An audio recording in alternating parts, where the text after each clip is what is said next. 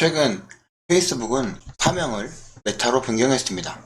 페이스북과 같이 거대 기업이 사명을 바꾸는 것에는 여러 가지 이유가 있을 텐데요. 페이스북의 CEO인 마크 주커버그는 커넥트 2022를 통해서 페이스북의 미래와 비즈니스의 방향성에 대해서 공표하며 사명을 변경하였습니다. 하지만 이를 두고 이미지 세탁을 하는 것이라는 비난도 많이 일어나고 있는데요. 그래서 이번 편에는 페이스북이 사명을 변경한 이유에 대해서 첫 번째로 사업적으로 커넥트 2021에서 발표한 내용을 기반으로 설명드리고, 다음으로는 페이스북 내부 고발의 주된 이슈인 도덕성 논란이 어떤 부분에 대해 문제인지에 대해서 기업 윤리에 대한 부분도 함께 이야기를 나누며 현재 페이스북 상황에 대해서 이야기 드리도록 하겠습니다. 안녕하세요. IT를 읽는 남자 아잉남입니다.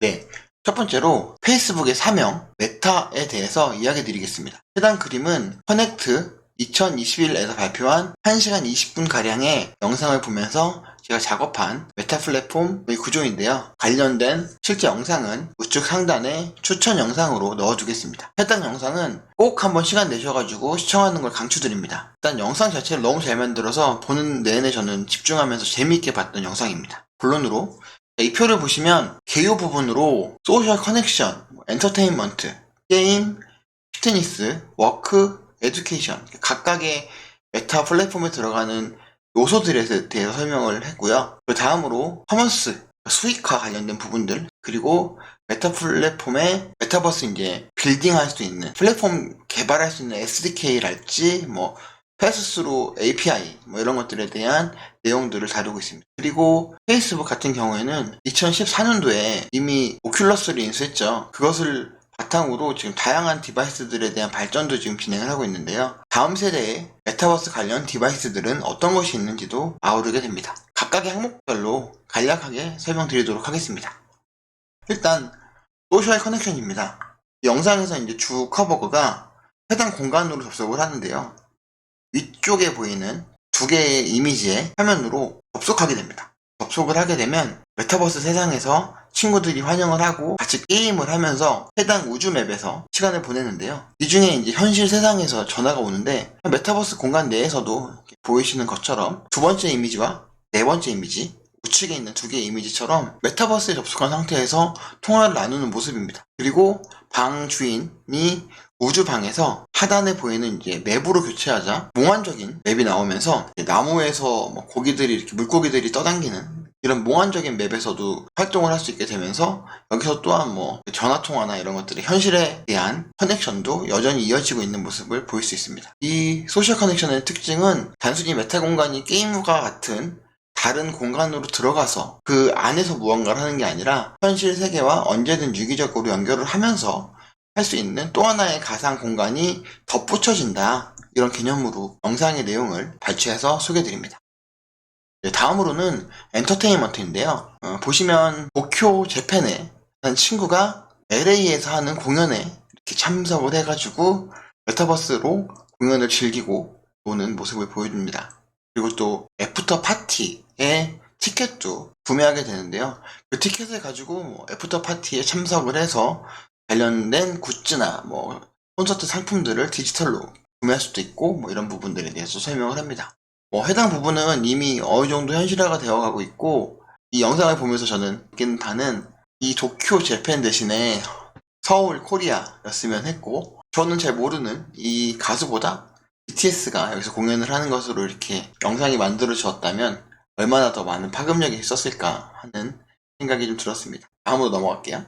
네, 다음은 게임입니다. 게임도 현재 메타버스 플랫폼에서 매우 빠른 속도로 올라가고 있는 부분인데요. 고전적인 체스 게임부터 탁구 게임, 그리고 윈드서핑, 그리고 총싸움, FPS까지 이미 출시된 게임도 있고 앞으로도 해당 분야의 발전이 많이 기대됩니다. 저는 포커 게임이랑 다이빙을 너무 좋아하는데요. 그런 해당 게임들도 그냥 온라인 게임이 아닌 메타버스 형태로 좀 같이 어울러서 칠 수 있었으면 좋겠고, 다이빙도 현재 코로나 때문에 너무 다이빙을 못 가잖아요. 그래서 이런 부분들도 메타버스를 통해서 저의 그 바닷속을 보고 싶은 욕구를 충족시켰으면 좋겠다는 생각이 많이 들었습니다.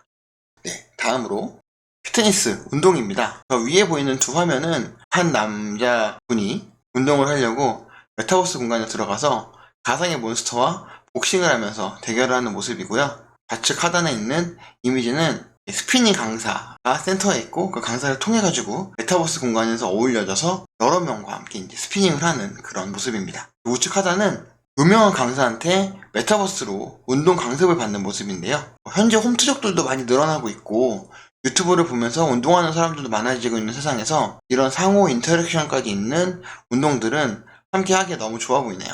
다음은 일 부분인데요. 이번 코로나로 재택근무가 엄청나게 활성화가 되었죠. 메타버스에서의 업무는 이렇게 바뀌게 될 텐데요. 일단 가상 공간에서의 회의실 공간은 물론이고 슬랙과 같은 협업 툴, 그리고 자신이 사용하고 있는 카카오톡 같은 메신저, 그리고 음악 플레이어까지 전부 다 메타버스 안에서 사용할 수 있도록 준비 중이라고 합니다. 또한 메타버스 공간 안에서만 업무를 하는 것이 아닌 안경 하나로 메타버스의 공간과 현실 공간을 함께 활동할 수 있도록 하므로 물리적으로 멀리 떨어져 있는 직원들 간의 메타버스로, 그리고 현실에 함께 있는 직원은 직접 만나서 일을 할 수 있는 현실과 메타버스의 공간이 합쳐지는 개념이 소개되었습니다. 이 맥락부터 저는 주커버그가 왜 VR 기기에 그토록 2014년부터 투자를 했고 디바이스를 얼마나 중점적으로 발전하고 있는지에 대한 모습들이 많이 보였습니다. 전에는 VR 하면 그냥 게임기 같은 느낌이 저는 많이 들었거든요. 그래서 가상 공간에 들어갈 수 있는 게임기의 느낌이었다면 VR을 좀 더 경량화하고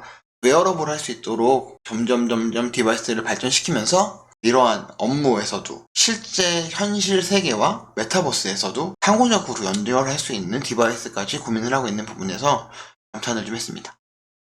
다음으로는 에듀케이션, 교육입니다. 실제 육안으로 볼 수 없는 우주 공간부터 인간의 눈에는 보이지 않는 미생물의 영역, 그리고 로마 시대의 건축물들과 로마 시장을 경험하며 배우는 체감학습, 마지막으로 새로운 수술의 기술 또한 메타버스 공간에서 학습할 수 있습니다. 현재 보이는 4개의 화면들은 모두 현재 출시되어 있는 메타버스 VR 서비스라고 합니다. 네, 지금까지 설명드린 메타버스 서비스의 근간이 되는 수익화에 대한 부분입니다. 메타버스 생태계 활성화를 통해서 최대한 수수료를 받지 않고 크리에이터에게 수익의 대부분을 환원한다는 이야기를 했는데요. 그러면서 현재 앱마켓, 구글이나 애플의 스토어들의 수수료가 과도하게 높고 이로 인해 크리에이터의 활동이 제약이 생긴다는 이야기를 언급하기도 했습니다. 페이스북 또한 그러한 앱 서비스로 주커버그 입장에서는 그 피할 수 없는 수수료 상납 플랫폼이었던 구글 그리고 애플과의 차별성을 어필하면서 속내로는 자신 또한 얼마나 플랫폼 사업을 하고 싶었을까 하는 생각도 들게 되는 대목이었습니다.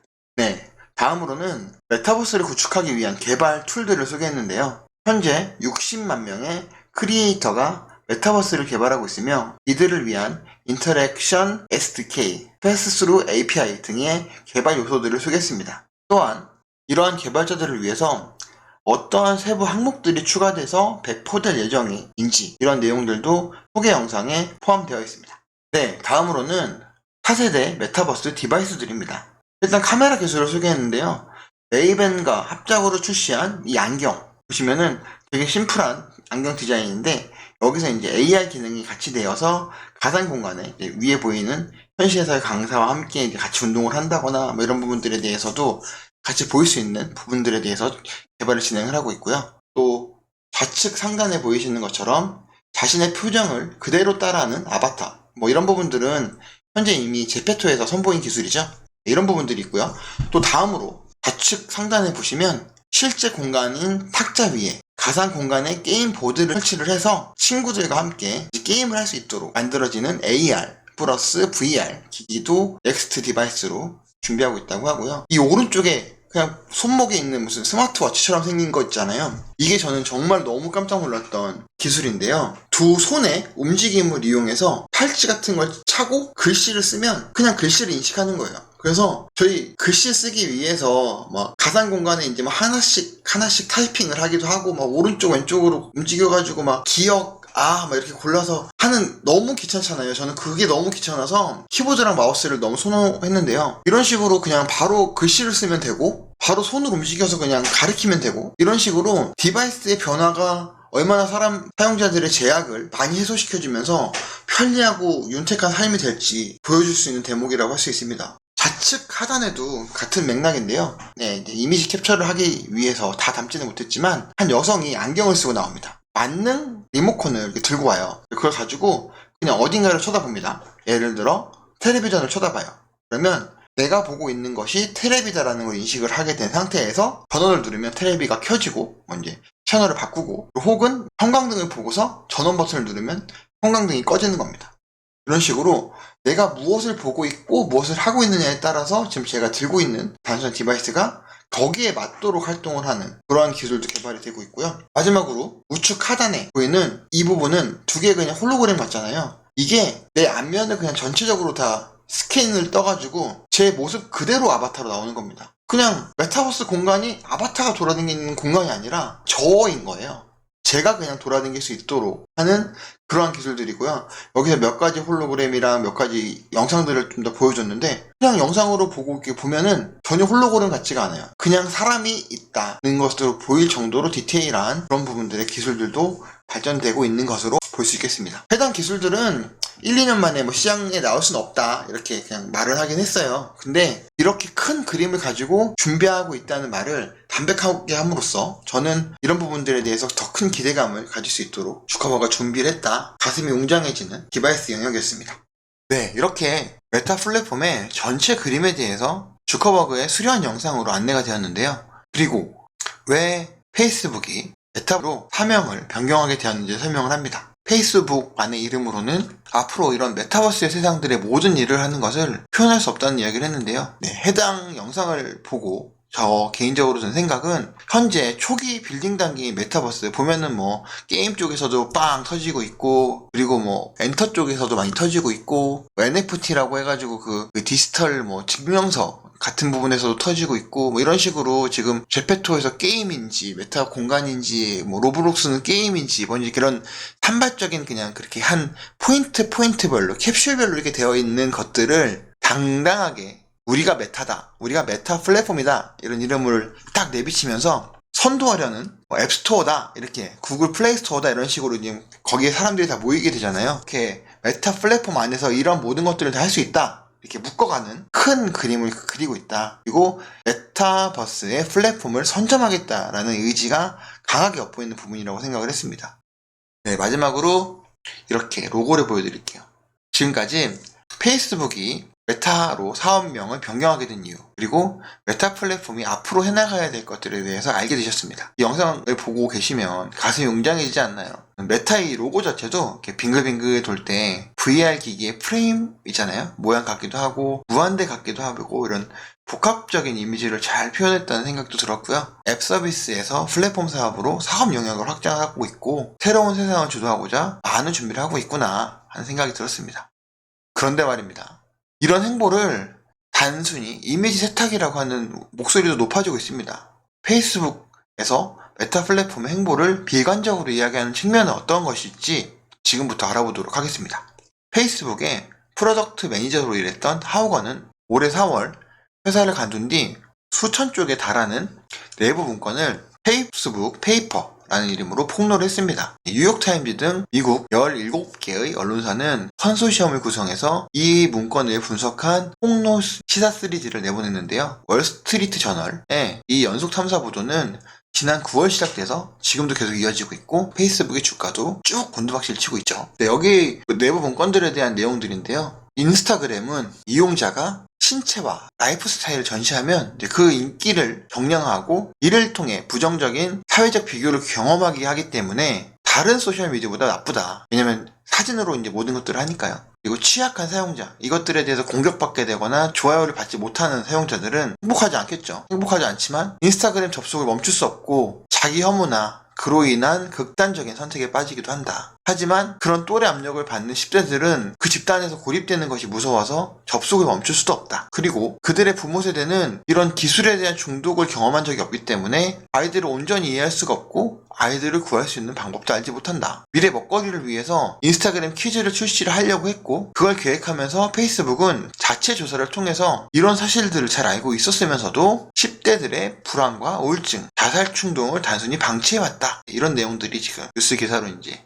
폭로가 되고 있습니다. 다음으로는 페이스북은 2018년도에 알고리즘을 변경했다. 그리고 이용자 관심도가 높은 게시물을 페이지 상단에 배치하기 위해서 참여 기반 순위에 따라서 그러니까 좋아요나 이런 액팅들 사용자 액팅들에 따라서 게시물에 점수를 부여했다. 좋아요나 댓글 공유가 많은 게시물일수록 점수가 높도록 가중치를 두었고요. 그 결과 자극적이고 요해하며 분열적이고 극단적인 컨텐츠, 엄청 폭력적인 컨텐츠일수록 이목을 끌어서 참여 기반 순위에 의해서 증폭되었습니다. 그래서 예를 들어 다수 사상자가 발생한 미 의사당 점거 폭동, 그리고 미얀마에서 벌어진 참혹한 인종 청소, 그리고 집단 성폭행, 이런 영상들은 페이스북에서 엄청나게 위로 올라가면서 많은 사람들에게 노출이 되었는데요. 이런 것들의 게시물이 증폭하게 된 것에 대한 알고리즘을 계획한 것에 책임이 있다, 이런 얘기들을 했습니다. 페이스북은 사용자들에게 더 안전한 알고리즘을 제공시키지 않고 있고, 할 수 있지만 하지 않고 있습니다.